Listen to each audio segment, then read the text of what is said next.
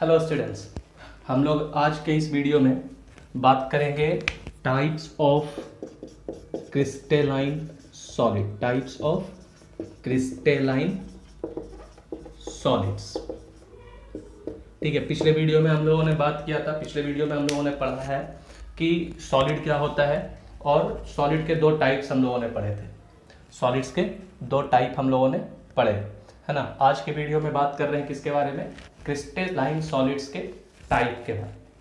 देखिए, इससे आपको ऑब्जेक्टिव क्वेश्चंस में, वन लाइनर क्वेश्चंस में आपसे क्वेश्चंस पूछे जा सकते हैं, बोर्ड में भी। ठीक है, और बहुत सारे जो जनरल कॉम्पिटिशन्स होते हैं, हम लोग इंजीनियरिंग मेडिकल के बारे में बात नहीं कर रहे हैं, लेकिन जनरल जो कॉम्पिटिशन्स होते हैं उसमें भी बहुत सारे एग्जाम्पल्स इससे पूछ लिए जाते हैं। ठीक है, कि क्रिस्टलाइन सॉलिड में किस सॉलिड के भीतर, एक एग्जांपल, एक कोई भी एलिमेंट, कोई भी एटम या आपको कोई मॉलिक्यूल दे दिया गया है ना, और आपसे पूछा गया है क्या कि ये किस तरह का सॉलिड होता है, किस तरह का सॉलिड होता है। तो इसके बारे में हम लोग बात करने वाले हैं। तो सबसे पहले समझिएगा कि क्रिस्टलाइन सॉलिड हमने आपको बताया था कि इसमें क्या होता है, पार्टिकल का जो कंस्टिट्यूएंट पार्टिकल का जो अरेंजमेंट होता है, वो अरेंजमेंट क्या होता है? रेगुलर होता है। कंस्टिट्यूएंट पार्टिकल का अरेंजमेंट क्या होता है? रेगुलर होता है ना। और इसमें आपको और भी प्रॉपर्टीज आपको बताई गई, है ना। तो सारी प्रॉपर्टी को ध्यान में रखते हुए आगे बढ़ेंगे, है ना, और देखेंगे कि ये कितने तरह का है। सबसे पहले कितने तरह का होता है, तो क्रिस्टलाइन सॉलिड्स जो है ये 4 तरह का है हमारे पास। 4 टाइप्स ऑफ क्रिस्टलाइन सॉलिड्स। इन्हीं सॉलिड के अरेंजमेंट को लेकर, जो पार्टिकल का अरेंजमेंट है, इन्हीं पार्टिकल्स के अरेंजमेंट को लेकर हम लोग आगे बढ़ेंगे और क्रिस्टलाइन सॉलिड से ही डिफिनीशन निकाल कर लाएंगे क्रिस्टल लैटिस का, है ना, क्रिस्टल लैटिस। लेकिन वहां तक आने से पहले हम लोग समझते हैं कि टाइप्स ऑफ क्रिस्टलाइन सॉलिड्स कौन कौन से हैं, कौन कौन सा टाइप बन के आया है। तो सबसे पहला जो है वो है हमारे पास आयनिक सॉलिड। सबसे पहला क्या है? आयनिक सॉलिड। दूसरा है हमारे पास कौन सा? दूसरा है मेटेलिक सॉलिड। पेन पेपर लेकर आप लोग बैठिए ताकि आप इसको नोट करते रहे, नोट करते चलिए, है ना। आयनिक सॉलिड, दूसरा मेटेलिक सॉलिड, तीसरा है हमारे पास कोवैलेंट सॉलिड, तीसरा कोवैलेंट सॉलिड, और चौथा है हमारे पास मॉलिक्यूलर सॉलिड। चौथा क्या है? Molecular solid. इन सब का अपना अपना प्रॉपर्टी है। इसमें आयनिक सॉलिड और कोवैलेंट सॉलिड, ये दोनों सॉलिड्स जो होते हैं ये सबसे ज़्यादा इंपॉर्टेंट हैं आपके लिए। आयनिक और कोवैलेंट सॉलिड सबसे ज़्यादा इंपॉर्टेंट हैं। पढ़ेंगे कौन सा हम लोग इस पूरे चैप्टर में पढ़ेंगे मेनली आयनिक सॉलिड के बारे में। किसके बारे में? आयनिक सॉलिड के बारे में। आइए इन सब का जो कुछ कुछ प्रॉपर्टी है वो देख लेते हैं। लाइन खींच लीजिए ताकि आप आसानी से समझ सकें। सबसे पहले आयनिक सॉलिड, मेटेलिक सॉलिड, कोवैलेंट या मॉलिक्यूलर सॉलिड का जो हमारा प्रॉपर्टी होता है, उसमें कंस्टिट्यूएंट पार्टिकल्स का अरेंजमेंट कैसे है, या उसमें से कंस्टिट्यूएंट पार्टिकल है कौन? कंस्टिट्यूएंट पार्टिकल्स कौन होते हैं? अब है तो सब सॉलिड, तो सब में एक ही तरह का पार्टिकल होना चाहिए, लेकिन सब में एक ही तरह के पार्टिकल नहीं होते। सब में एक ही तरह के पार्टिकल्स नहीं होते। तो कौन होते हैं इसके कंस्टिट्यूएंट पार्टिकल? सबसे पहले बात करेंगे आयनिक सॉलिड में। तो आयनिक सॉलिड के कंस्टिट्यूएंट पार्टिकल्स होते हैं आयंस। कौन होते हैं? आयंस। आयंस कहने का मतलब क्या हो गया? कटायन और कटायन एंड अनायन। कटायन एंड अनायन इसके कंस्टिट्यूएंट पार्टिकल होंगे। यानी इसमें जो पार्टिकल्स का जो अरेंजमेंट होता है, ये पार्टिकल का अरेंजमेंट कौन सा होता है? उस आयंस होता है। लाइक आप मान लो जैसे NaCl आपने लिया, तो NaCl में पार्टिकल अरेंज कैसे हुआ है? Na+ और Cl- के अकॉर्डिंग हुआ, है ना। तो ये आयनिक सॉलिड में पार्टिकल होते हैं कौन? आयंस। मेटेलिक सॉलिड के पार्टिकल कौन होंगे? मेटेलिक सॉलिड का कंस्टिट्यूएंट पार्टिकल कौन होगा? तो इसमें होगा मेटल एटम। मेटेलिक सॉलिड के कंस्टिट्यूएंट पार्टिकल कौन होंगे? Metal atom. मेटल एटम ही होंगे। आप कहेंगे सर ये सॉलिड बनेगा कैसे? बनेगा कैसे? जैसे मान लीजिए हमने ले लिया आयरन, तो सॉलिड है उसमें क्या होना चाहिए, पॉजिटिव जो फोर्स ऑफ अट्रैक्शन कुछ ना कुछ तो लगेगा। तो फोर्स ऑफ अट्रैक्शन सिर्फ एक ही तरह के एटम से तो नहीं लगेगा, अब आयरन ही ले लेंगे सिर्फ तो। लेकिन है क्या कि सिर्फ आयरन, किसी सॉलिड में सिर्फ आयरन एटम भरा पड़ा है, तो ये मेटालिक सॉलिड है। आप कहेंगे इसमें तो निगेटिव चार्ज है ही नहीं, तो फोर्स ऑफ अट्रैक्शन कैसे लगेगा, फोर्स ऑफ रिपल्शन यहाँ तो होगा, आयरन एक दूसरे को रिपेल करेगा क्योंकि सेम चार्ज कंटेन करेगा, है कि नहीं। तो ये जो रिपेल करेगा तब तो इसका फोर्स ऑफ अट्रैक्शन बहुत कमजोर हो जाएगा, क्योंकि रिपेल करेगा तो एक दूसरे के बीच का डिस्टेंस क्या होगा, बड़ा हो जाएगा, है ना। लेकिन ऐसा नहीं हो रहा। क्यों नहीं हो रहा, क्योंकि आप जानते हैं आयरन क्या होगा, आयरन 3 इलेक्ट्रॉन को डोनेट करेगा, कुछ कंडीशन में 2 इलेक्ट्रॉन भी डोनेट करता है। तो होगा क्या कि ये जो एटम्स होते हैं, आयरन जो होते हैं, ये जो इलेक्ट्रॉन है, ये जब डोनेट करके इलेक्ट्रॉन छोड़ेगा तो ये इलेक्ट्रॉन भी क्या है, यहीं घूम रहा है ना।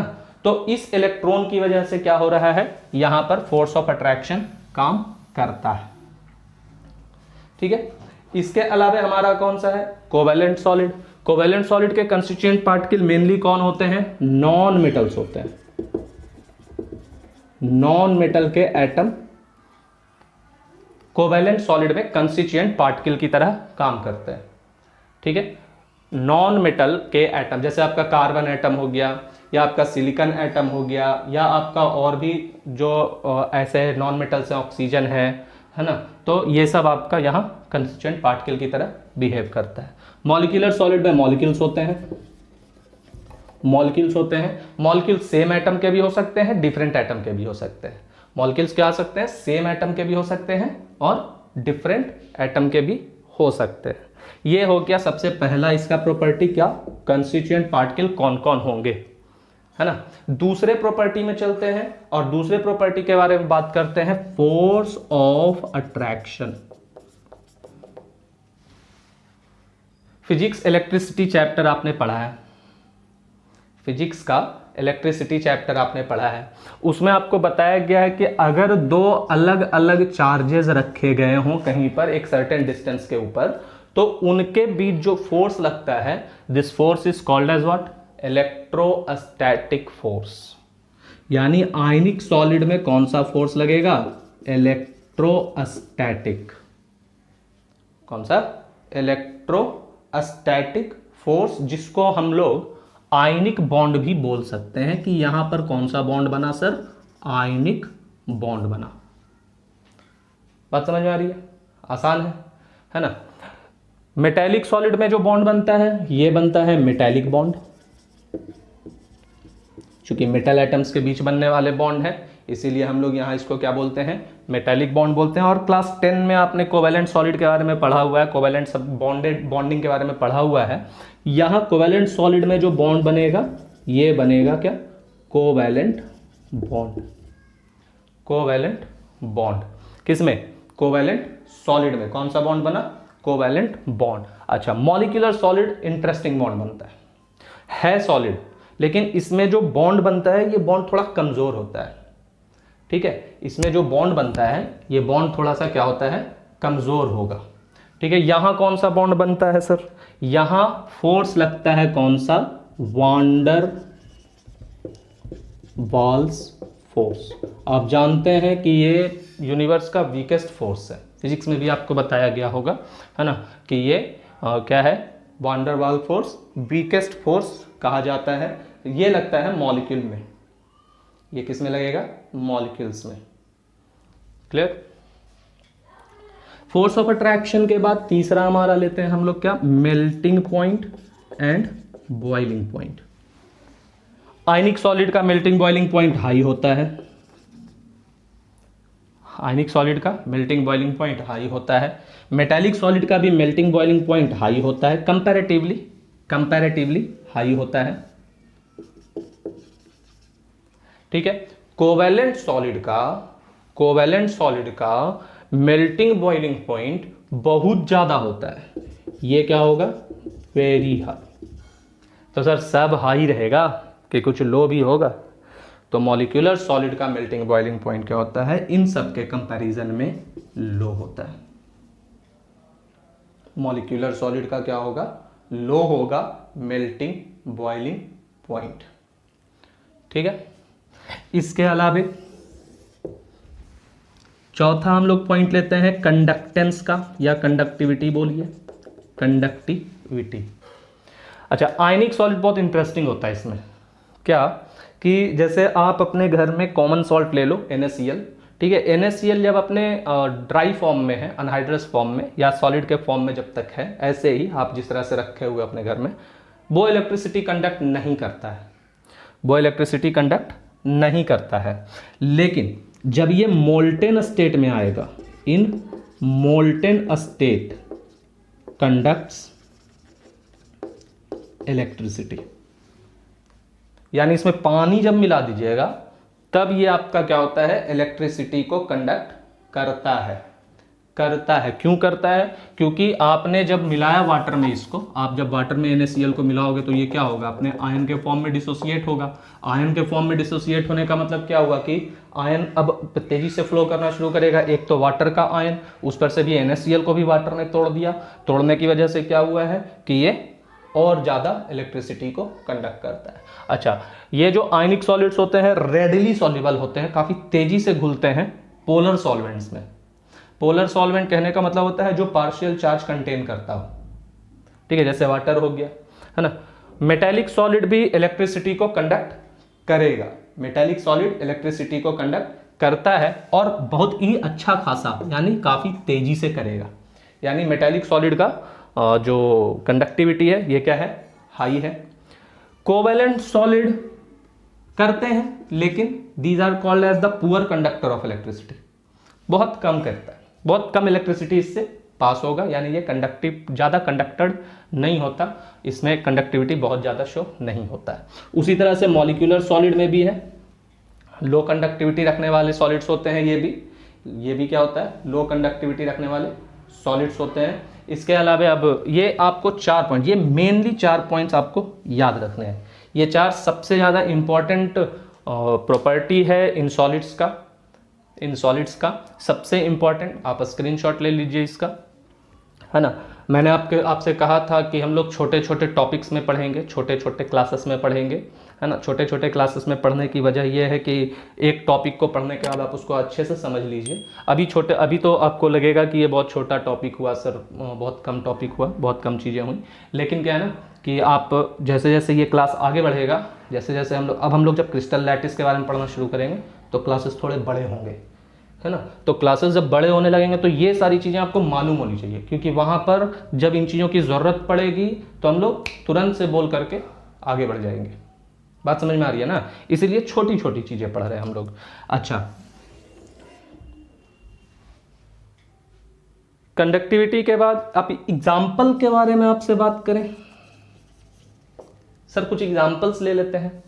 तो आयनिक सॉलिड, कोई भी आयनिक कंपाउंड आप उठा लीजिए, सबसे कॉमन है कौन सा, NaCl, सबसे कॉमन है कौन सा, NaCl। आप KCl ले लीजिए। आप ऐसे समझ लो कि अगर आपको ना पता चले कि हम आयनिक सॉलिड में कौन सा एग्जाम्पल याद करें, तो आप क्या करो ना, ग्रुप 1 के एलिमेंट लिथियम है, सोडियम है, पोटेशियम है, रुबिडियम है, सीसियम है, फ्रांसियम भी है, लेकिन फ्रांसियम कंपाउंड ज़्यादा नहीं बनाता है।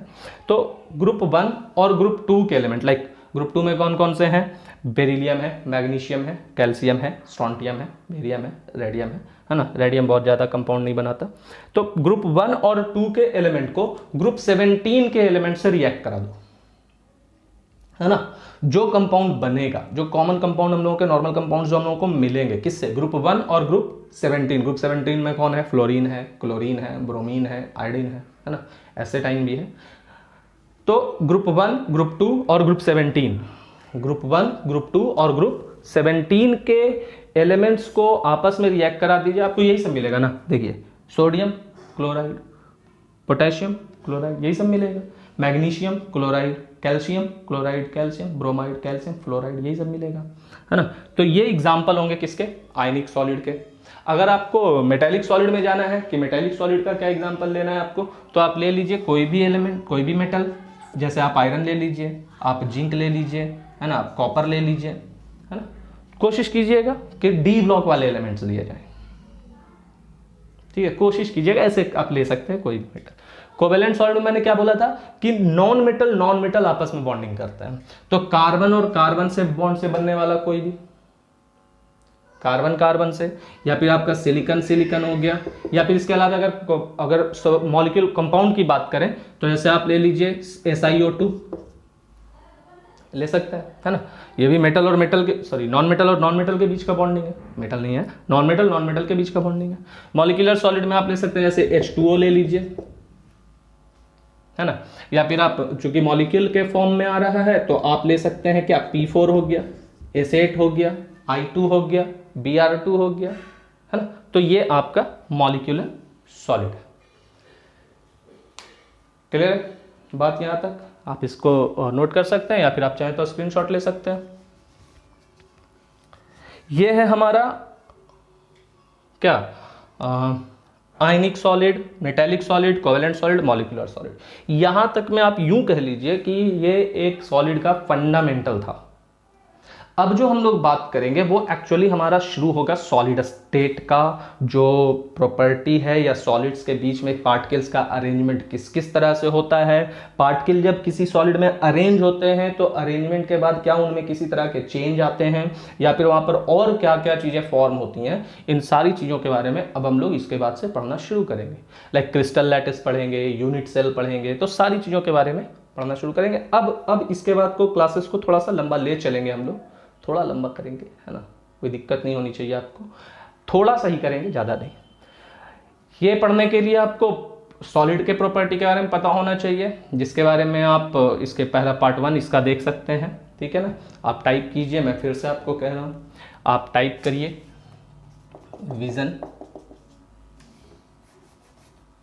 विजन शिक्षा, ठीक है।